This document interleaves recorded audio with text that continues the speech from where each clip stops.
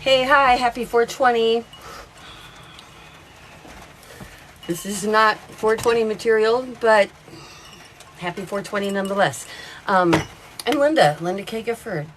I'm a CSA survivor, not a therapist, not a doctor, just a survivor like you, or someone you love, or someone you're close to. Statistically speaking, every single one of you is pretty close to somebody who is a survivor of childhood sexual assault or sexual assault.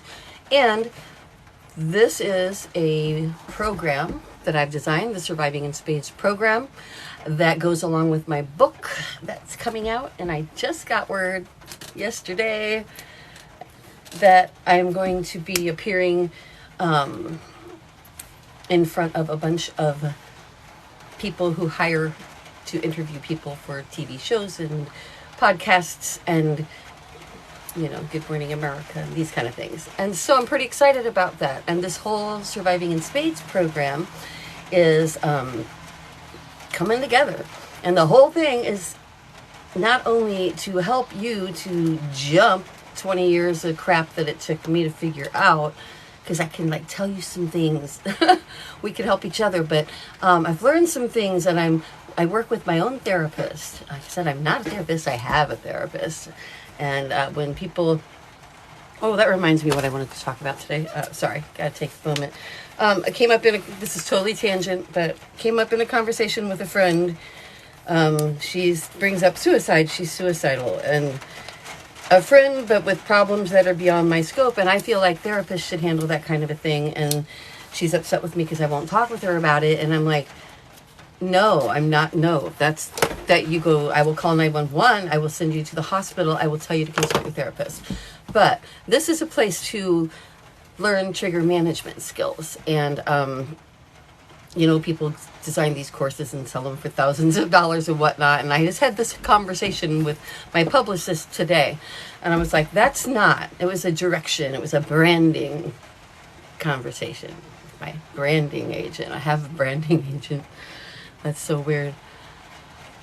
It's interesting to turn the thing that you hid your whole life, the worst thing that you ever thought you could possibly have ever done, and then turn around and help people and be able to write about it and speak about it and learn. And so I'm very grateful. And the other reason that I brought it to social media really is because I founded a rescue fund. I just founded the Sweet Survivor Rescue Fund, and I need you to support it. Straight up. So it's kind of complicated, so I don't want to get too deep into talking about it yet, but I'm a singer-songwriter, so I already had LindaGifford.com, and I own did you hear me, Bert? And I own FeelGoodFairTrade.com. We're going to be 5 years old, selling women, family, and community artisan products from women, families, and communities in over 20 countries, especially focusing on the products of women-owned companies and those who are being given an alternative to sex work, being brought out of poverty, learning trade, rescues. So, good stuff at FeelGoodFairTrade.com, my store. Please go there and buy something. I appreciate your gifts and whatever, but I really want you to buy because the money goes to them. And we've already bought it. We're not drop shipping from another country. We have it here in our warehouse, and we will send it to you in 3 to 5 days. You'll have it.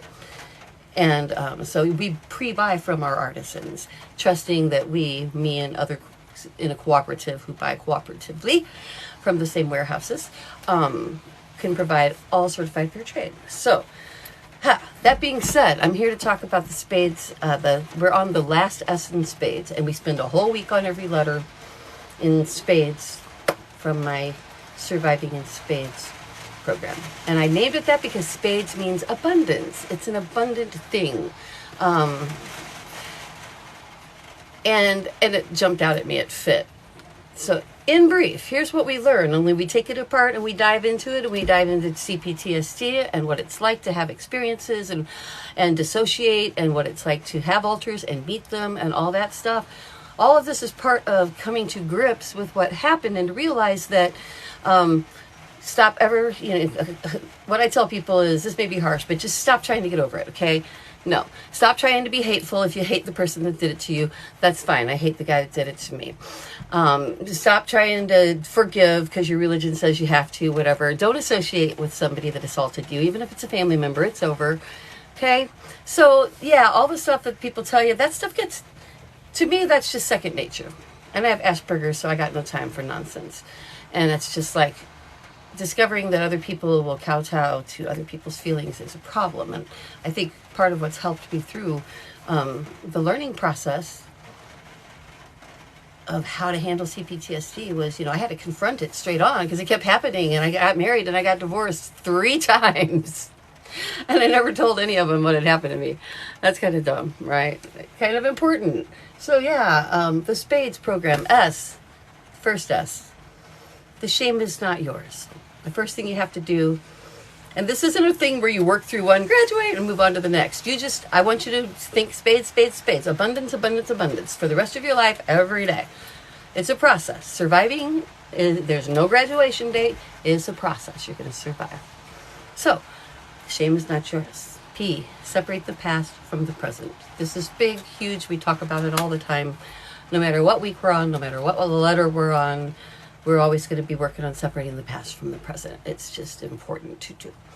And it's important because that is the start of our CPTSD experience. That is the thing you dive into that's so hard to pull out of until you learn the skills to do so. And they can be learned, and they're simple to learn with a little focus. A little focus.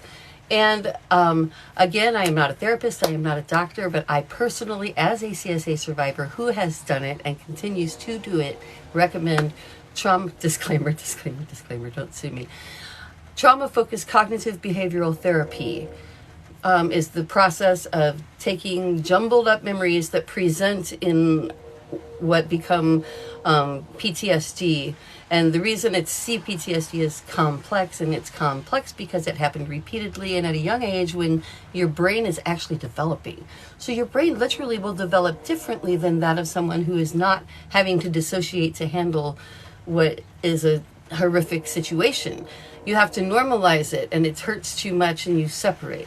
So the complex, I'm always asked this, just a close friend asked me that the other day, and anyway, that's what the complex is. So, people think they're just going to have to live with it. And then they learn to cope, and then we feel good about ourselves because we've learned how to cope, Especially, I'm talking intimately now, sexually speaking, we learn to cope. And we try to make everybody else happy. So I'm leading to the A in spades. Been running through to get to the S. So the shame is not yours, separate the past from the present. Now the A is ask for what you want. Don't just take what's given. I find that the survivors I talk to, and certainly myself, and so I'm not blaming ex-husbands or relationships, I'm saying I didn't bring me to the table. I brought a version of me trying to be whatever you goddamn wanted me to be. That's what I brought to the table. And in the end, I couldn't give my whole to them. It didn't happen because I didn't know what that was. So, learning to ask for what you want, not just take what's given. We spent a whole week on that. I'm not going to do that now. D is don't wait to feel okay to be okay. And this is what I already stated a little while ago. There's no graduation date. There's never going to be a time you feel normal. There's never going to be a time you don't remember unless you keep trying to not remember, and that's going to fuck you up. Don't do that. Oh, I'm not supposed to cuss anymore. Ding. Anyway, it will mess you up. Don't do that. Getting a dry mouth. Everyone take an apple juice break. Okay.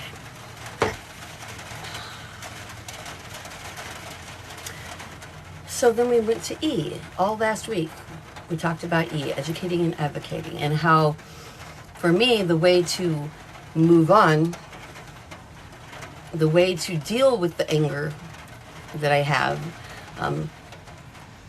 learned that there are social reasons why men are sometimes led to sexualize children in their minds because we let them, we teach them to do it.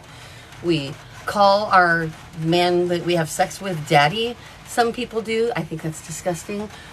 I've said it before. My first husband called me little girl, and I've heard that a lot. Hey, little girl. But sexually, like, to me, that just reminded me of my childhood. I was trying not to talk about or think about or tell anyone about.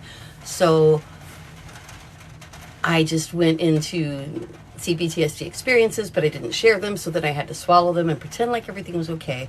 So with this wonderful, super nice man, I still felt like I was, being forced into having sex. And I'm sure it could have been a wonderful experience if I had known that there's such a thing as intimacy and sex. And I'm not just trying to be something for someone. And that's what we do in the workplace, in the bedroom, in the home. So you got to get over that. First thing you have to do is get selfish as hell. And spirit is the final S, right?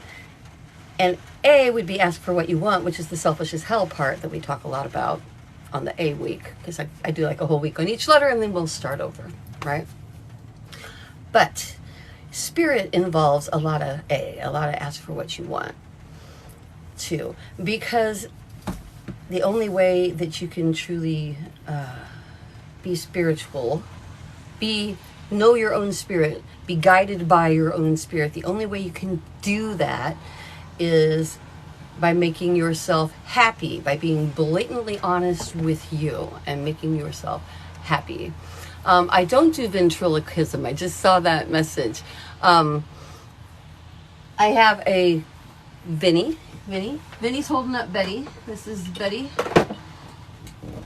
I was going to get rid of my mom, but she died because my mom's name is Betty. So now Betty hangs out with Vinny. How weird is that? And Vinny is not my dad, though. That'd be really weirder. Or is it? Would it be less weird if Vinny represented my dad hanging out with my mom? Because Betty definitely represents my mom, okay, to me. And my child made this for me. It is a treasure, definitely. So anyway, Vinny hangs out with Betty, Mom. And Dad doesn't mind. He does work. I can't, no. I don't know how people do that. That's crazy. I have a friend, my friend, Paul Matthews. Paul Matthews. You know who you are. Some of you know Paul Matthews. My head hurts. Hang on. Okay. Paul Matthews, his cousin that I met, she was getting like a special degree. A degree in ventriloquism. Is it quism or kism? Ventriloquist, right? Potato, or there's probably a right way. Well, I've got a 50-50 chance on that one. Let's see how it turns out. So spirit. I have got to make it clear to people that your religion does not dictate your spiritual side. Your religion has rituals and rules and boundaries and things that developed because you all lived in separate parts of the world from other people, and everyone's religion developed independently, and so they're different and they're interesting. My dad was a preacher, and he taught us to look for how cool and interesting the different religions were, He even quit being a minister and focused on being a school teacher and counselor. Small town, you got to wear a lot of hats. He also sang and danced in local shows. Yeah, and was a volunteer fireman. And in his spare time, became a wood carver, as did my brother. Both of whom have passed. Someone in the family needs to take up wood carving, but I digress. All right. I have dry lips and dry mouth today. It is 4:20, and I must be getting a contact social buzz or something, drying out my mouth. So, you can totally reject the idea of spirit. And I have one child who I can't get through to, who's just like, can't use the word God to apply to anything. Whereas for me, I've morphed God into, instead of the person I thought hated me, the being I thought hated me as a child, I've learned that God is a tool. Like belief. God and belief are tools. And they are tools not entities, not conscious beings, nothing with a plan, no fate involved, just tools. So when you look around you and you feel good, whatever, I don't mean I'm drugged up and being bad good, I mean good, heart in the right place, happy, fulfilled, whatever. When you feel good, when you think of goodness and love and kindness and generosity, there is God. That is God. To me, that is my description. You can do what you want with your description. That's fine. We all have our own religious background and culture, but it's very important when it comes to being a human being in general and a woman in general, or any other alternate gender than the cis-normal gender, at the acceptable level among certain circles level. We are, people talk like we're under threat. No, we're not just under threat. We are way underground. We're buried in patriarchy all over this world. People say you've got it so good in America. Like the Uber driver told me I had it so good in America recently. And I'm like, comparatively, but that's not good enough for me. And it shouldn't be good enough for you. It shouldn't be good enough for you either. So that's why last week we talked about educating and advocating all week. And I touched upon then, and I'm going to throw it out there right now in full force. The part of your religion that accepts controlling women, telling them what to do, telling them who to marry. They love to say who to marry. Let's break it down. If your dad is telling you whose dick is going to go in your vagina, now when you put it that way, which is also true of an arranged marriage, who's the perv here? Who's the bad guy? Do not accept religions that disparage against women. Don't do it. It's very important. And that's part of spirit, is separating the spirit, your love and your spirit. You don't have to give up your religion, but make damn sure that you examine your religion as a cultural and anthropological and historical thing too, and learn the origins of it so that you can separate the parts that marginalize another person, that say something another person chooses to do in all good faith with another human being, be they of any gender, from arranging a marriage to literally not allowing others to exist in certain cultures. This is all over the world. This isn't a little bit. We're not under threat. We have been besieged. We are practically buried with one hand sticking out of the ground as women. If you see the horror movie thing, I'm not dead yet, coming out of the dirt. That's where we really are as women, and we need to fucking realize it. Pardon my language, I'm not supposed to cuss. I told my publicist I wasn't going to cuss so much today. Sorry, Dave. Anyway, I haven't learned the beautiful art of editing yet. Maybe someone will want to do that. You know what I forgot to put on these? I mean, I didn't forget, I just didn't think about them, but I'm preparing to move, so everything on my wall, here, I'll turn it around. I don't know what I just did, but I was trying to turn it around, but instead I did something else. No, I don't want to end now. Cancel. All right, never mind. I just want to turn the goddamn screen around to show you the jewelry, because I have all this jewelry that's from my store. Oh, wait. Let me see it. Okay, I'll do it this way. There's the jewelry. You might be able to see some from... I have tons more, but it's like one of each. And I'm going to start giving away jewelry every week from my store, feelgoodfairtrade.com. And I've been asked, why don't you tag things for us to buy? And it's like, because they go fast. We actually buy products from actual people, from actual women and families and communities, and we buy them ahead of time and store them in our warehouses here, so they're ready to ship to you. Be out the door in 24 to 48 hours, usually within 24. It depends on what day you hit us up. If it's Friday night, obviously shipping would be Monday. We'll have it ready on Saturday though. But just saying, support feelgoodfairtrade.com. And when it comes to spirit and culture, because I totally. Oh, who? I don't know who you are. No, I don't want to chat. I don't, unless it's somebody. If you want to talk about something related to childhood sexual assault or CPTSD, managing PTSD in general, it doesn't have to be complex. And I'm not a coach. I'm not asking for money. I don't have any degrees or anything. I'm just writing my book and a couple more books, and going to do some speaking stuff. And I'm really just I like to talk to you guys because it's how I learn. It's how I make cross references and comparisons with my own experience. And I was talking with my publicist today about the next two books. I was talking about how I want the second to next one is going to be survivor stories, because I was going to just put an addendum, and I think still will, in the book that's about to come out, Self-Talk, My Continuing Efforts to Survive Childhood Sexual Assault. And then I'm like, this is turning into a bigger thing, and I'm just learning so much about how people think and all. And the part that's the most striking to me, because as a CSA survivor, you probably know you feel really alone most of the time. You feel like it's just you. You don't realize how many of us there are.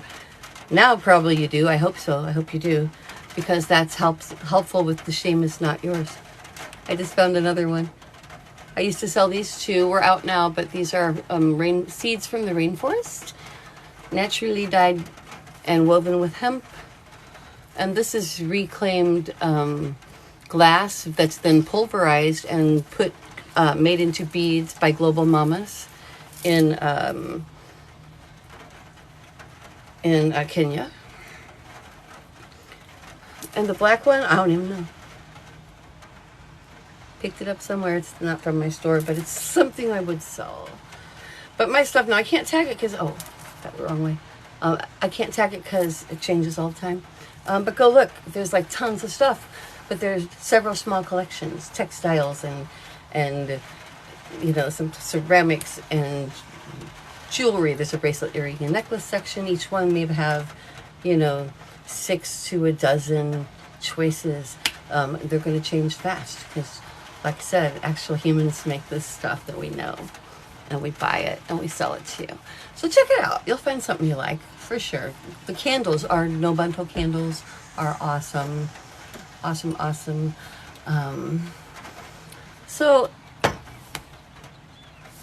spirit. Back to the other thing I wanted to talk about spirit before I let you go. Is I feel like I've identified 3 types of CSA survivors. There's all kinds of subcategories, whatever you want to break down.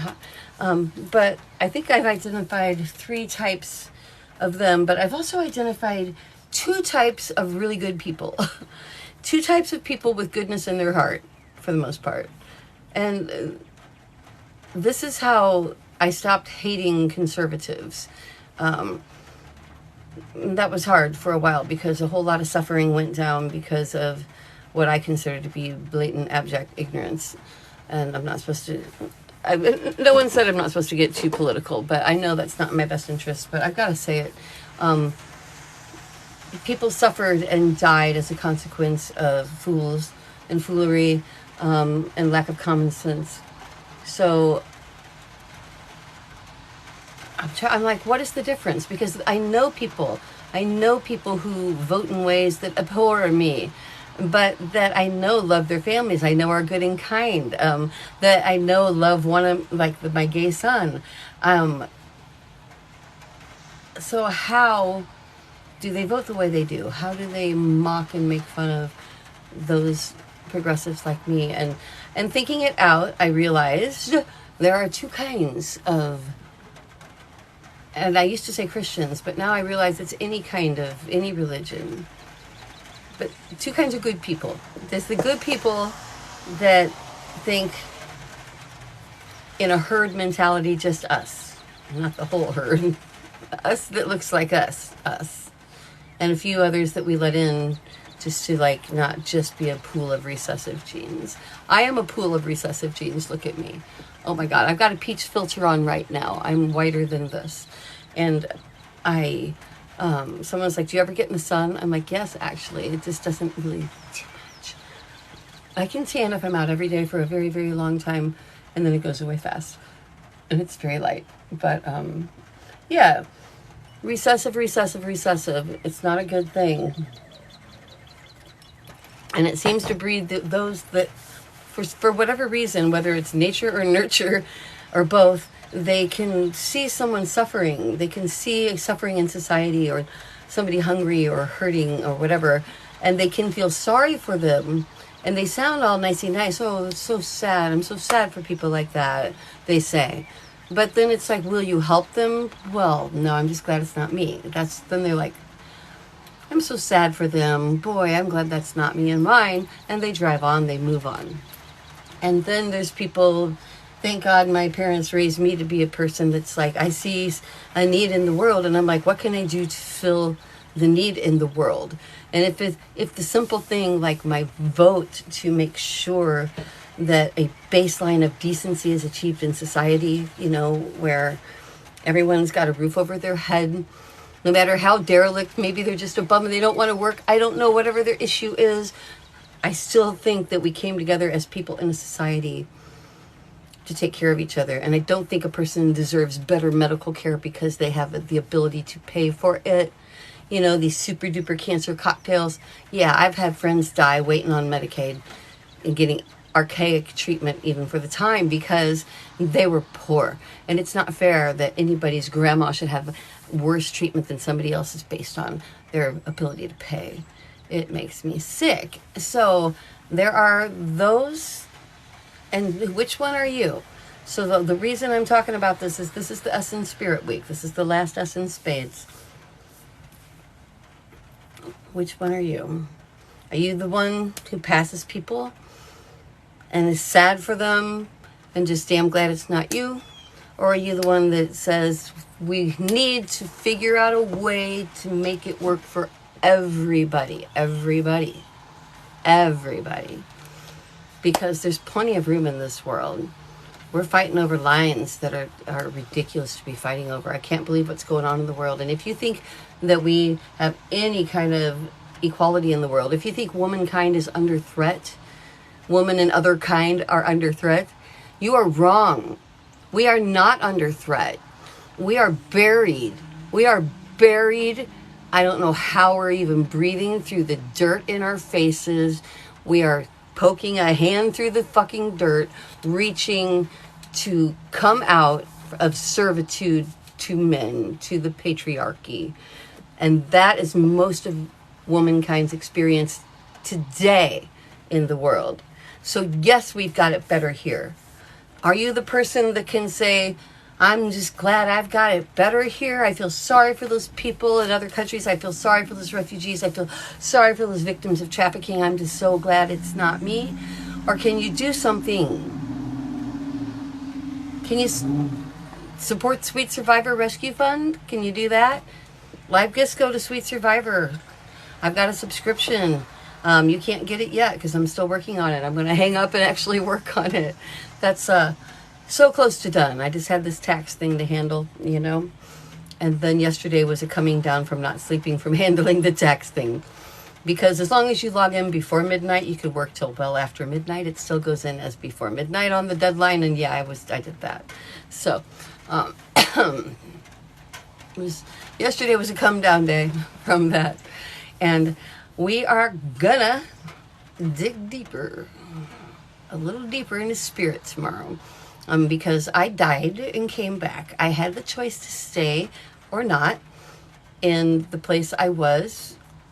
And I'm not a person who's going to sit here and tell you I have anything figured out for sure. I just know that when traversing that 4 minutes of not breathing space, seeing myself, watching people trying to revive me, not drifting. I was drifting, but then I got thrown, felt like I was thrown through glass, like through a glass window. And then I was in that place where they're like, you're drifting to the light. It's kind of like that, but it's more like there's dark. It's dark and cool, but it's also light. It's kind of like a good spa experience, heaven or whatever that was. And I met guide entities that felt familiar to me, and I identified my grandmother, and I identified my aunt, my great aunt actually, and but I couldn't see them, and they didn't have shape, but they did. I could feel the shape of the energy, and so I wasn't scared of losing my physical form, because even though I didn't have a body, I still had an energy form that we all just like. It interchanged exactly. It was just like a body again, only without the body. Is any of that making sense? Probably not. Go to YouTube and look up suicide on my channel, Linda K. Surviving in Spades and I talk about my experience there, and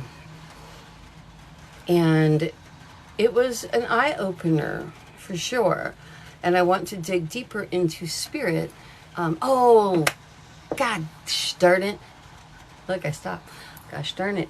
The other thing I did want to touch on was, and we're going to dig deeper into this. We've got 2 more days of this.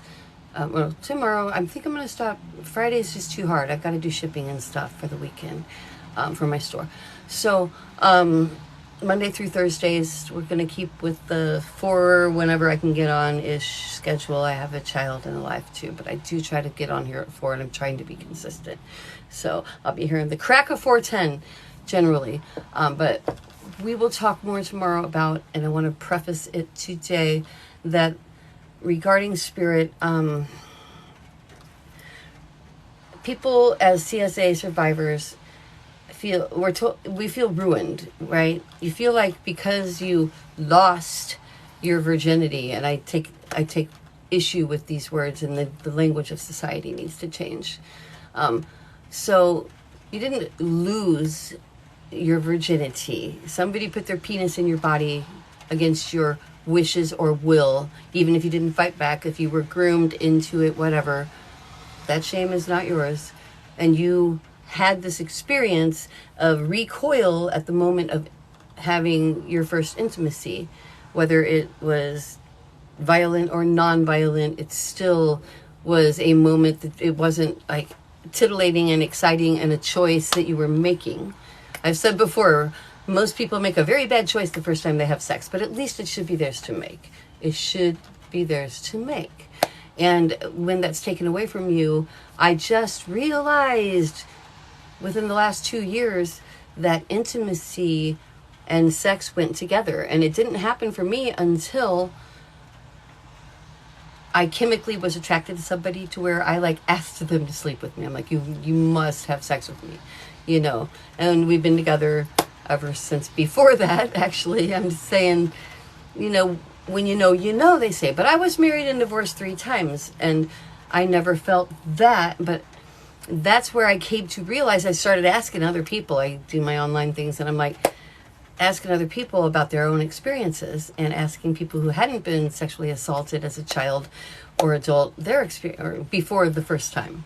When the first time was an assault, how do they feel? And across the board, I have discovered, and it's like a huge problem, that we substitute sex for intimacy.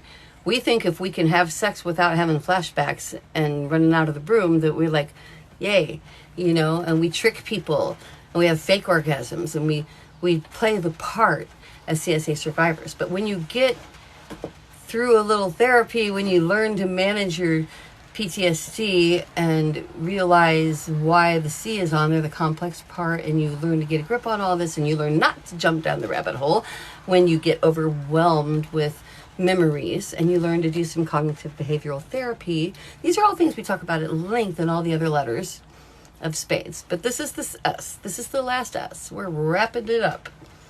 We've been on here for, how many letters is that? 6 weeks. And I thank you for that. I couldn't believe that we got to over 1,000 followers so quickly, and that we've had quality, consistent numbers and growth. So we're gonna raise $1 million for the Sweet Survivor Rescue Fund. You can donate now at Facebook or GoFundMe pages, Sweet Survivor Rescue Fund, right? And SweetSurvivor.com is about to launch. Stay tuned, because I will tell you. Please follow so you can see when it launches. Right now, SweetSurvivor.com exists, but I just put it as a subdomain over to Feel Good Fair Trade. And I've already built the sweetsurvivor.com site that's also going to handle my book and e-course stuff, and the subscription is going to be there. All I'm waiting for is for Shopify to transfer the domain. It can take up to 7 days, and it's been 2.